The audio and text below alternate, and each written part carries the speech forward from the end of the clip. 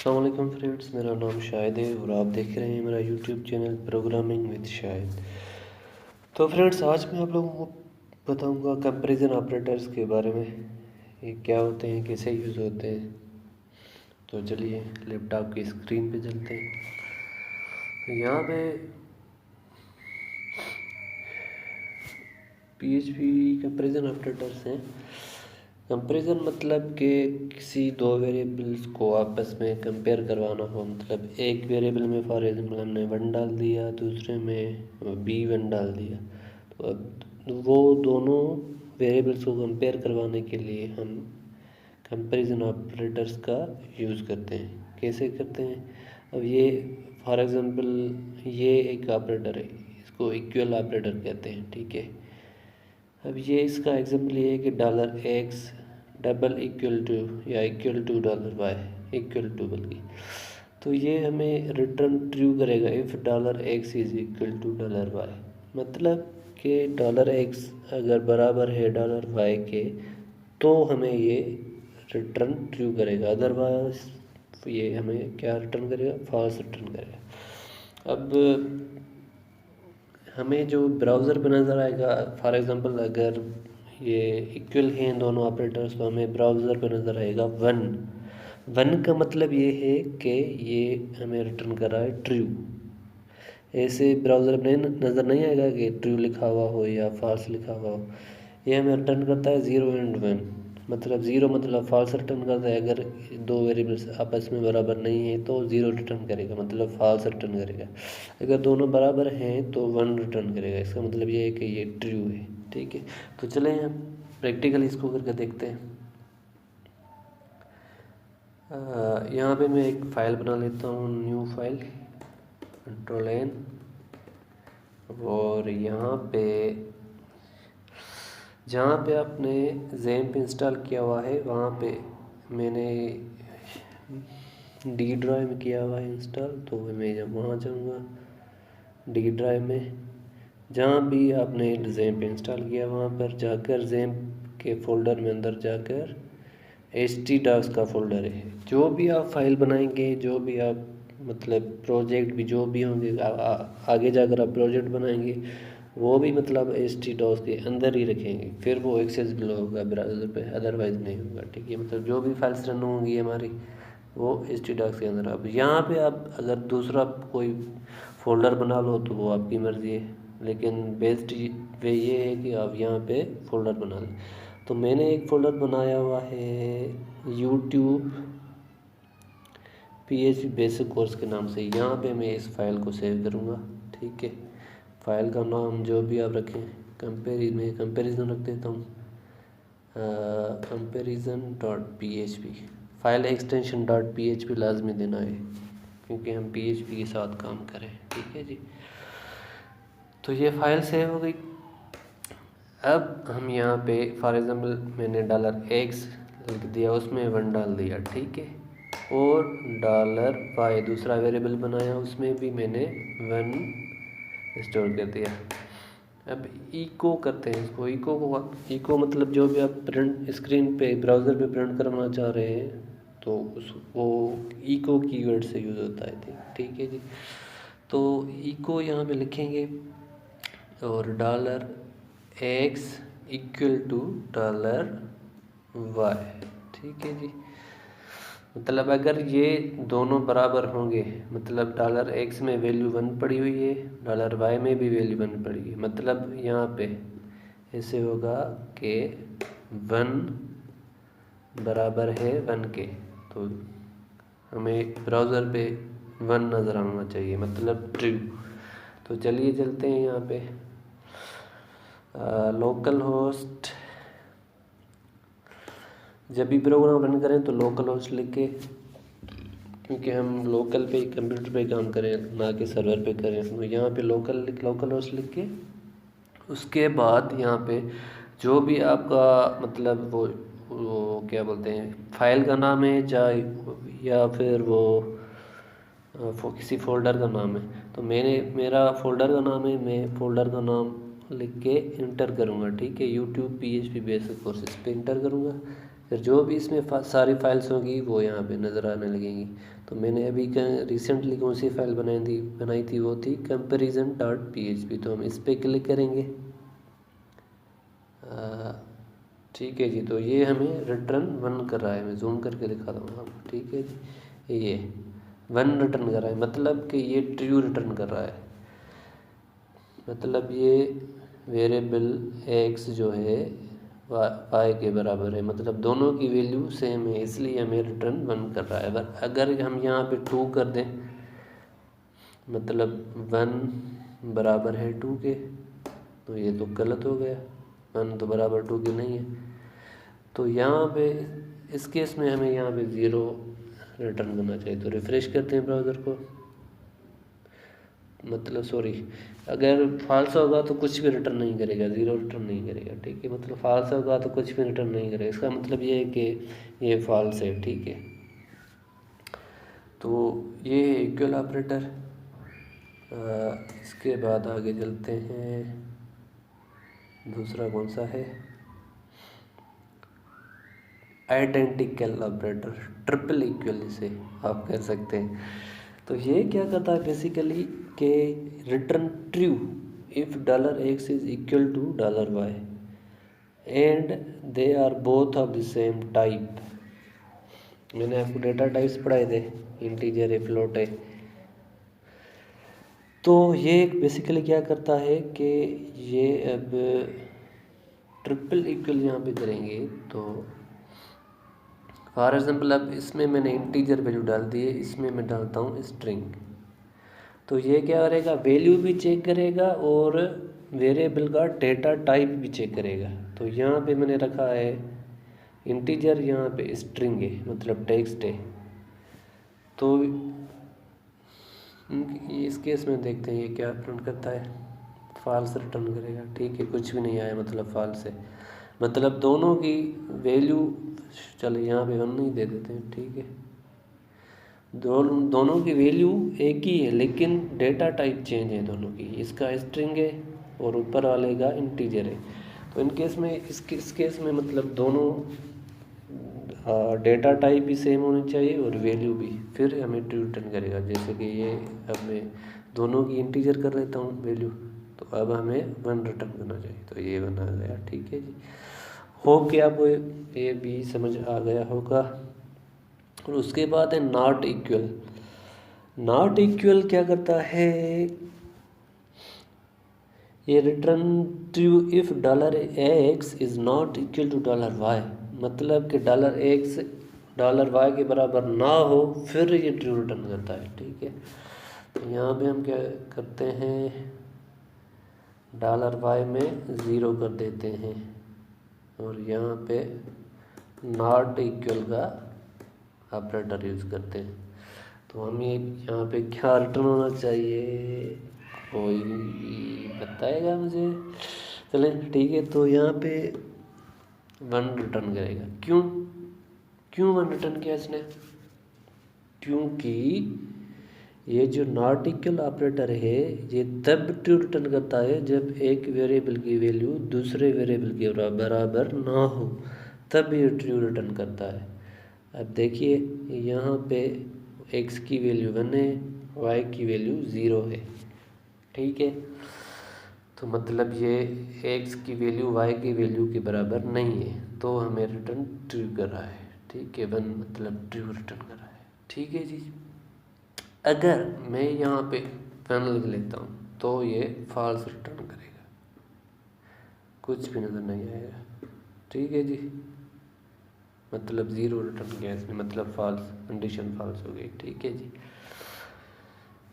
तो ये भी आपको समझ में आ गया होगा। चलो, तो इसके बाद है नॉट आइडेंटिकल। ये क्या करता है, return true if $x is not equal to $y और they are not of the same type.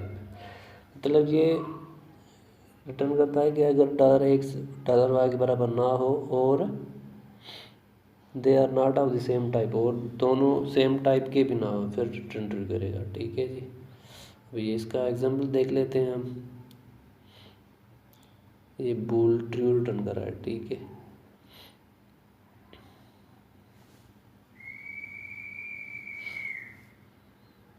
ठीक है। अब एक्स में हम क्या डालते हैं, 100 फॉर एग्जाम्पल, इसमें स्ट्रिंग में 100 डाल देते हैं। ठीक है, अब ये क्या रिटर्न करेगा देखते हैं। कुछ भी रिटर्न नहीं कर रहा, फॉल्स रिटर्न कर रहा है, sorry not identical, true return कर रहा है। ठीक है, क्यों ट्रू रिटर्न कर रहा है, जैसे कि मैंने बताया कि ये true $x is not equal to $y, अगर $x y के इक्वल बराबर ना और they are not of the same type, और वो दोनों वेरिएबल्स का डेटा टाइप सेम ना हो, फिर ये रिटर्न ट्रू करेगा। यहाँ पे मैं स्ट्रिंग के बजाय इंटीजर दे देता हूँ तो ये हमें फॉल्स रिटर्न करना रहेगा।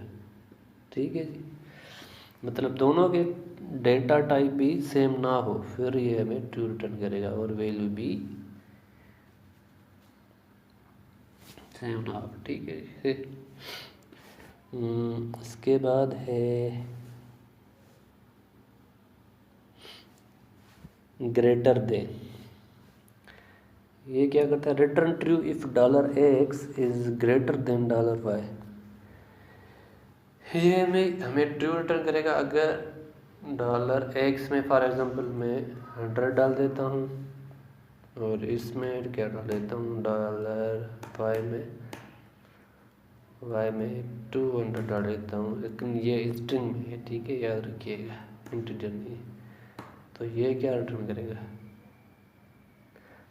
$x मतलब 100 ग्रेटर है, ज़्यादा है 200 के, तो ये तो गलत हो गया।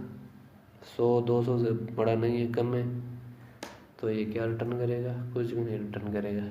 रिफ्रेश करते हैं, कुछ 0, मतलब फॉल्स रिटर्न कर रहा है। ठीक है जी, अगर यहाँ पे मैं लेस देन रख दूँ, मतलब 100-200 से कम है, तो ये हमें ट्रू रिटर्न करेगा। ठीक है, तो ये भी हो गया। ग्रेटर देन लेस देन भी मैंने अभी आपको करवाया। उसके बाद है ग्रेटर देन और equal to. Return true if $x is greater than और इक्वल टू $y, मतलब कि अगर $x ग्रेटर हो $y के या उसके बराबर हो, ग्रेटर देन और इक्वल, तो हमें ये ट्रू रिटर्न करेगा। ट्रू रिटर्न करा है, क्यों, क्योंकि ये ग्रेटर देन नहीं है, 100 से ग्रेटर देन नहीं है, लेकिन इक्वल है, बराबर है, इसलिए हमें ट्रू रिटर्न करा है। यहाँ पे 100 बराबर है, ग्रेटर देन और इक्वल टू 200, तो ग्रेटर तो नहीं है लेकिन इक्वल ज़रूर है, मतलब कि सॉरी 100 के बराबर है, तो हमें ट्रू रिटर्न हो गया। ठीक है जी, इसके बाद है लेस देन और इक्वल। ये भी इसी तरह का है। अगर लेस देन और इक्वल मतलब कि $x 100 लेस देन और इक्वल टू 100, मतलब कि इसके $x जो है 100 वो $y से लेस देन हो या उसके बराबर हो, तो हमें ये रिटर्न ट्रू करे। अभी तो फॉल्स ही रिटर्न करेगा, क्योंकि बराबर लेस देन नहीं है, ना ही इक्वल। ओहो सॉरी लेस देन तो नहीं है लेकिन इक्वल ज़रूर है, तो हमें ट्रू रिटर्न करा है। ठीक है जी, अगर मैं यहाँ पे 200 कर दूँ तो क्या है, फिर भी ट्रू ही आएगा। क्यों, क्योंकि 100 200 से कम है। ठीक है, लेस देन नहीं है और इक्वल नहीं है, लेकिन लेस है इसके, इसलिए हमें 1 रिटर्न करा है, ट्रू रिटर्न करा है। ठीक है जी,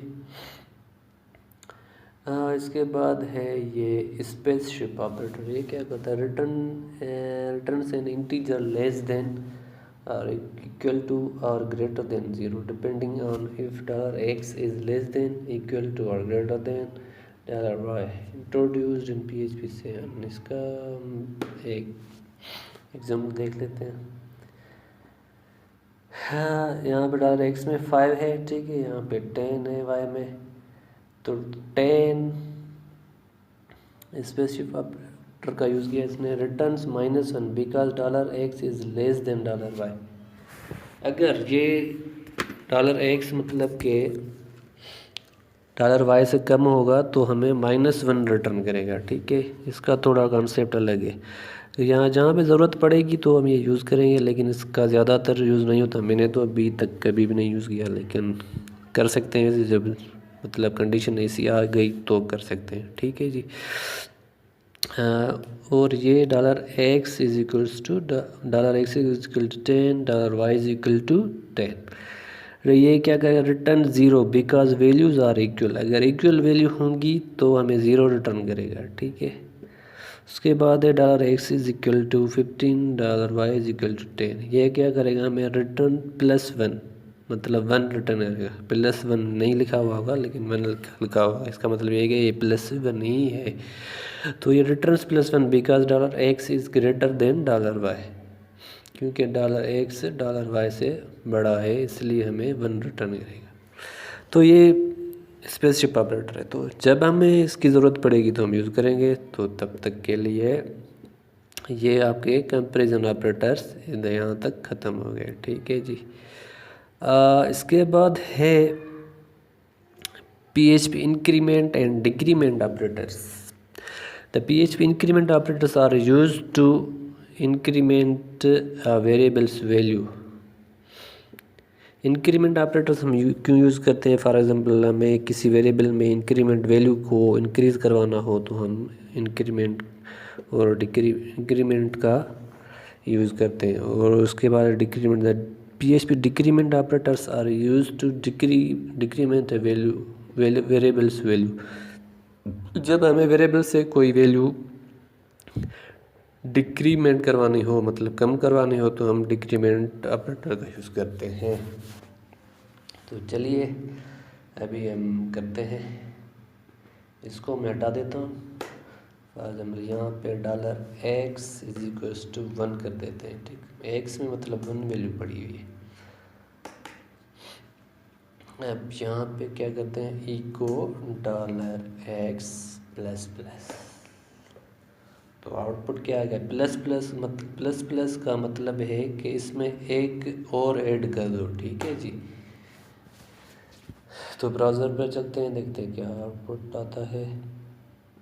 1 ही आ रहा है। क्यों 1 आ रहा है? क्यों कि ये जो है पोस्ट इंक्रीमेंट है, ठीक है। पोस्ट इंक्रीमेंट मैंने यूज़ किया है, ठीक है। Returns $x then increments $x by 1, ठीक है। इसका मतलब है कि ये पहले $x की वैल्यू रिटर्न करेगा 1, मतलब 1 आएगा ब्राउज़र पे प्रिंट होकर, ठीक है।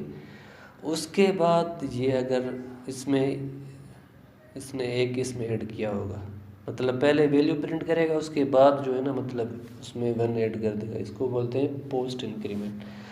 तो अब अगर हम $x को प्रिंट करेंगे तो इसमें अभी 2 हो गया होगा। तो अभी जो है ब्राउज़र पे हमें 2 नज़र आना चाहिए। ये 1 पहले वाला है, ये दूसरा 2 है। चलो मैं इसको हटा देता हूँ, ज़्यादा कन्फ्यूजन हो रही है। ओह सॉरी, इसको हटा देते हैं, ठीक है। अभी 2 आ रहे हैं। समझ में आ गया होगा मेरे ख्याल से। अगर नहीं समझ में आया तो मुझे कांटेक्ट कीजिएगा, मैं आप लोगों को हर चीज़ बताऊंगा और रिप्लाई भी करूंगा ईमेल में, मैसेजेस में, ठीक है जी। तो एक बार फिर और बता देता हूँ मैं कि $x का मतलब है कि $x में एक वैल्यू और ऐड कर दो, लेकिन ये क्या है, पोस्ट इंक्रीमेंट है। मतलब पहले ये वैल्यू प्रिंट करेगा x की जो 1 है, उसके बाद इसमें ऐड कर देगा 1। अब यहाँ पे इसने ऐड 1 किया होगा, मैंने इसके नीचे जो $x प्रिंट किया है, तो मतलब अभी 2 प्रिंट होना चाहिए, ठीक है, 2 हो रहा है।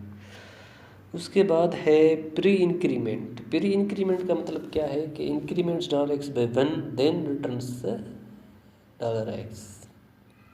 इसका मतलब ये है कि मैंने अभी यहाँ पे पोस्ट इंक्रीमेंट यूज़ किया है, ठीक है जी। अभी मैं करता हूँ $+, मतलब कि ये जो है $x में पहले 1 ऐड कर देगा, ठीक है। यहाँ पे $1 $x, मतलब पहले हमने यूज़ किया था $x++, लेकिन अभी करें हम $++, मतलब कि ये पहले इसमें 1 का इंक्रीमेंट कर देगा, फिर हमें इसकी डेटा रिटर्न करेगा। अभी मतलब पहले इसमें 1 है और यहाँ पे हो गई होगी 2, तो यहाँ इसके बाद हमने प्रिंट किया है तो इसकी वैल्यू भी हमें 2 नज़र आनी चाहिए, आउटपुट 2 ही आएगा, ठीक है जी। इसका मतलब है कि पहले इंक्रीमेंट करेगा फिर उसकी वैल्यू प्रिंट करेगा। और उसके बाद है प्री डिक्रीमेंट, मतलब डिक्रीमेंट्स $x/1 देन रिटर्न्स $x, मतलब पहले $x से माइनस करेगा वैल्यू, -1, ठीक है। यहाँ पे मैं 2 कर देता हूँ, 2 से -1 करेगा तो हमें एक ही आउटपुट आना चाहिए, ठीक है। ये लीजिए, मतलब इसने 2 में से 1 काट दिया, मतलब पहले इसने डिक्रीमेंट कर दी 1 की, फिर इसने वैल्यू प्रिंट कर दी। सेम इसी तरह $x-, ठीक है। ये पोस्ट इंक्रीमेंट, पोस्ट डिक्रीमेंट, मतलब ये पहले पोस्ट डिक्रीमेंट, मतलब पहले $x की वैल्यू रिटर्न करेगा, उसके बाद जो है ना डिक्रीमेंट करेगा इसको, ठीक है। तो यहाँ पे पहले मैं इको करके देखता हूँ, इसको मैं फ़िलहाल कमेंट करता हूँ। कमेंट मतलब ये कोड नहीं चलेगा अभी, डबल स्लैश कर देंगे, $, ठीक है।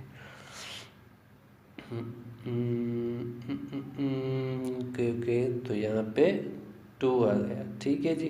क्यों 2 आ गया? यहाँ पे तो 1 आना चाहिए था, क्योंकि यहाँ पे जो है हमने यूज़ किया है वो है पोस्ट डिक्रीमेंट, ठीक है। मतलब पहले वैल्यू रिटर्न करेगा इसकी, फिर जो है इसके बाद की डिक्रीमेंट करेगा बाय 1, मतलब 1 इसमें से काट देगा। अभी अगर मैं $x को प्रिंट करूँ तो क्या आएगा, 1 आएगा, ठीक है। ये 2 पहले वाले हैं, ठीक है। इसको मैं इको को हटा देता हूँ, अभी 1 आएगा, मतलब पहले इसने पहले रिटर्न कर दी वैल्यू, उसके बाद इसने माइनस की यहाँ पे, उसके बाद हमने प्रिंट किया है यहाँ पे, तो इसकी 1 की वैल्यू हो गई, 1 मतलब काट दिया होगा इसने, डिक्रीमेंट कर दी होगी।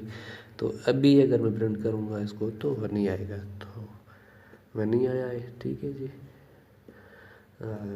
तो ये हो गए हमारे इंक्रीमेंट एंड डिक्रीमेंट ऑपरेटर्स।